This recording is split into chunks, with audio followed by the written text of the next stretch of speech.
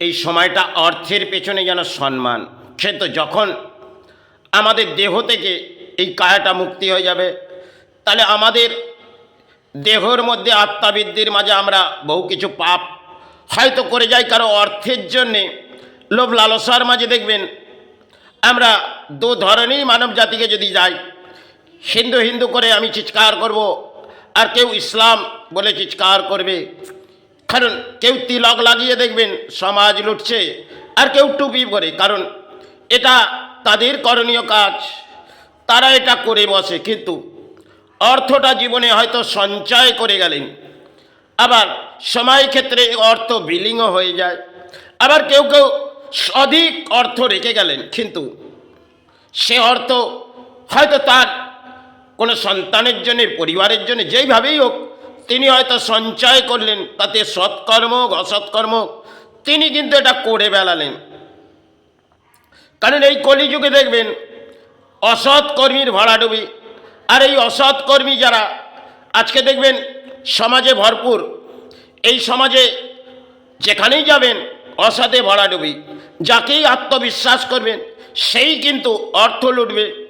আর এই কলিযুগে যারা অর্থের পেছনে চিৎকার করে, হয়তো ধর্মের মাঝে নয়, ধর্ম হয়তো আমাদের জীবনের শ্রেষ্ঠ হয়, কিন্তু ধর্মের মাঝে হয়তো কিছু দেখবেন, কিছু কর্মস্থানে যাবেন তারা যেন পরম ধর্মীয় হয়ে বসে আছে, কারণ চারটি দেবদেবীর ফটো রেখেই আর সমাজ লুটছে, আর মাথায় তিলক লাগালেন। কারণ তাদের একটা আত্মাবৃদ্ধি বোধ, শুভ সকাল হয়তো হলেন, কিছুটা দেবদেবীর গলায় মালা পরিয়ে আর সমাজ লুটছে। এটা কলির অংশের হয়তো এটা একটা খেলা, তাই এই খেলা তো চলতেই থাকবে। যখন সময় এই কলি তাকে দণ্ড দেবে, কারণ কলি থেকে তাকে তো কায়া মুক্তি হবে, তাহলে কলির দণ্ড তাকে পেতেই হবে। কারণ কলির একটা অদ্ভুত ইতিহাস হয়তো আছে। আপনি যে কর্মই করে যান, কারণ সৎ কর্মই আপনার জীবনে হয়তো সঞ্চয় যদি নাও হয়, আপনি সেই পথেই হাঁটুন। কিন্তু এই কলিযুগে দেখবেন আত্মবিশ্বাস যত করা যাবে ততই যেন ঠকতে থাকবেন, কিন্তু ঠকে যান। কারণ জীবনের সঞ্চয় তো যাবে না, যাবে আপনার কর্ম। তাতে যদি সমাজ আপনাকে নাই গ্রহণ করলো, আপনি আপনার কর্ম চালিয়ে যান। এটা আমাদের বহু সাধক একটা সময় বলে গেলেন। তারা কিন্তু এইভাবেই আমাদের বাংলাকে বুঝিয়ে গেলেন, সাধনার জগৎ থেকে তারা বাংলাকে বুঝিয়ে গেলেন। সে সমস্ত সময় হয়তো আজ আর নয়, কারণ আজকে বর্তমান সময় যার হাতে অর্থ আছে সেই সব থেকে বড় যেন অর্থনীতিবিদ, আর সেই সব থেকে বড় তাকে সম্মান দেওয়া হবে, সেও যেন একটা সম্মান যুক্তই নবে। কিন্তু যখন তার কায়াটা মুক্তি হবে, সেক্ষেত্রে তার জীবনে দানপত্র হয়তো কারোর জন্য গড়লেন, হয়তো সঞ্চয় করলেন, চারটি অট্টালিকা বানালেন, কিছু অর্থ ঘরে সঞ্চয় করে রাখলেন, আর এই অর্থ সময়ে তাকে ছেড়ে দিয়ে চলে যেতে হবে। হয়তো তার হিসেব তিনি হয়তো ঠিক করবেন, তার যে প্রাপ্তি যোগগুলো সেগুলো অসৎ কর্ম দিয়ে তিনি হয়তো অসৎ কর্ম দিয়ে সমাজ লুটেছে, তিনি তো চলে গেলেন। কারণ তিনি এই কলিযুগে এটা মনুষ্য জন্মে যেই আসবে সেই হয়তো তাকে যেতে হবে, কেন মনুষ্য জন্মে প্রাণী। তাহলে কর্মটাকে আমরা এইভাবে আজকে যে বর্তমান সময় চলছে, কর্মের পেছনে আমরা হয়তো ছুটি, আর কর্মের পেছনে আমরা ছুটতে ছুটতে অসৎ কর্মগুলো করে বেড়াই। যেখানে দেখবেন সমাজে আজকে অসৎে ভরাডুবি, এই বাংলায় দেখবেন, কারণ ভারতবর্ষের সব থেকে জঘন্য রাজ্য হচ্ছে আজকে বাংলা। সেখানেই যাবেন না কেন সমাজ লোটো, সমাজ লোটো, ঘর বড়, এতেই যেন জীবনে দানপত্র, জীবনের সাহারা, এই ধরনের বাংলায় চলছে হয়তো। কিন্তু এটা একটা বহু সময় ধরে, আর যত মনে হয় গাছের ফুল বেড়ে আসছে, কেন চাষি এখন সারের প্রধান চাষ করছে, আর অর্থ লোটার চাল মানে একটা প্রকল্প সমাজের কিছু মানুষ নেমে পড়েছে। একটা সময় দেখবেন আমাদের এই সেবার মাঝে তারা কিছু বুঝিয়ে গেলেন, সময়ের ব্যাপার ছিলেন। আজকে সে সমস্ত তারা হয়তো কেউ মাতৃচরণে চলে গেছে, কেউ গুরুচরণে চলে গেছে, তাদের বহু ইতিহাস হয়তো সবাই ক্ষেত্রে তারা দিয়ে গেলেন।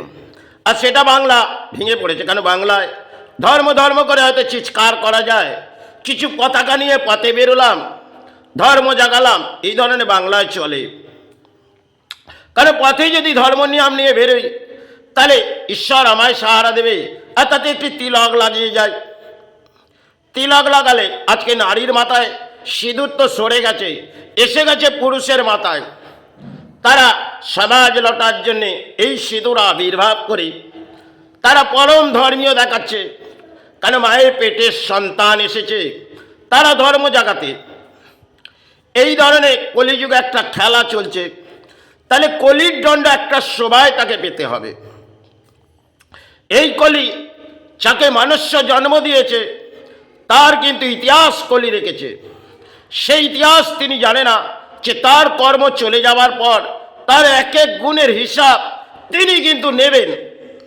তার হিসাব তাকে দিতেই হবে। আপনি কায়া মুক্তি পেলেন, আপনার আত্মা একটি শরীর থেকে বেরিয়ে গেলেন, বেরিয়ে যাওয়ার পর আপনি হয়তো অর্থ ছেড়ে চলে গেলেন। আর অর্থ ছেড়ে চলে যাওয়ার পর আপনার দানপত্য জীবনে আপনি যা গুছিয়ে গেলেন, সে হয়তো কোনো না কোনো কারণে বিলীন হলেন, হয়তো কিছু সঞ্চয় করে গেলেন, সে অর্থ অসৎ কর্মে। তাহলে এই অসৎ কর্মের অর্থেই দেখবেন আজকে ভরাডুবি। একটা সময় বাংলায় ছিলেন সে সৎ কর্মের মাঝে কিছুটা হলেও চলতেন। আজকে যেখানেই বাংলায় যাবেন না কেন অসদে ভরাডুবি। আর মনোপবিত্র তখন একটা সময় আবির্ভাব আলাদা ছিল। আজকে কথায় কথায় আমরা মিথ্যা কথার আবির্ভাব নিই, এতেই মনে হয় আমাদের দানপত্য জীবনের সাহারা হয়ে গেছে। কারণ যদি অসৎ কথা বলি তাহলে আমার জীবনে অর্থটা অধিক আসবে, আর সেই অর্থ পরিবার সন্তান এনজয় করবে, ঘর ভরে আসবে। কারণ গাছের ফুল হয়তো ফুটে আসে, আবার সেটি শুকিয়ে যায়। আর জীবন দানপত্য জীবনে আমাদের কখনো কখনো সেই পথেই চলে আসতে হয়। হয়তো বহু অর্থ সঞ্চয় করলাম, আবার একটা সময় ঝড়ের মতন বিলীন হয়ে গেল।